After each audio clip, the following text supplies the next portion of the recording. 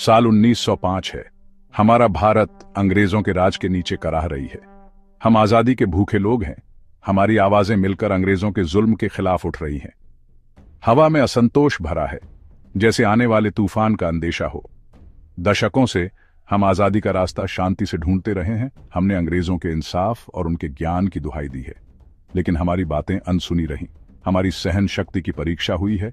हमारा हौसला अपनी सीमा तक पहुंच गया है। अंग्रेज अपने घमंड में अंधे होकर हमारे दिलों में उबलते गुस्से को नहीं देख पा रहे हैं। वे हमारी चुप्पी को कमजोरी समझ रहे हैं, हमारी सहनशीलता को डर। उन्हें सबक मिलने वाला है, एक ऐसा सबक जो इतिहास में लिखा जाएगा। बगावत के बीज बो दिए गए हैं।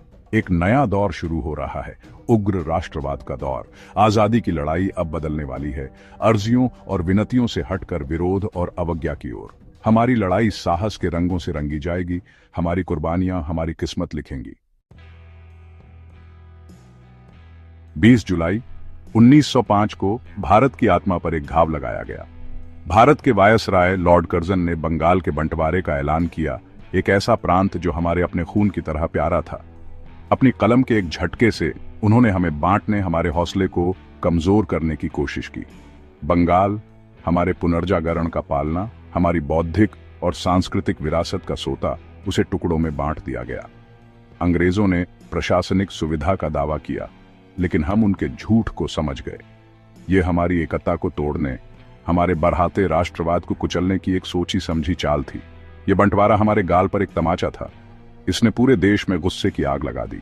गंगा के किनारे से लेकर हिंद महासागर के तट तक भारतीय एक साथ खड़े हो गए। यह विश्वासघात बर्दाश्त नहीं किया जाएगा। हम वापस लड़ेंगे, हिंसा से नहीं बल्कि अपने पूर्वजों की अटूट भावना से। बंगाल का विभाजन एक मोड़ था। इसने हमारी आजादी की लड़ाई में एक नए दौर की शुरुआत की, एक ऐसा दौर जहां निष्क्रिय प्रतिरोध सक्रिय अवज्ञा का रास्ता देगा। अंग्रेजों के लिए हमारा संदेश साफ था, हम राज नहीं करेंगे, हम बंटेंगे नहीं, हम आजाद होंगे। हमारे सामूहिक गुस्से की राख से 3 धुरंधर उठे, 3 शेर जिन्होंने हमें आजादी की लड़ाई में नेतृत्व दिया। लाला लाजपत राय, बाल गंगाधर तिलक और बिपिन चंद्र पाल।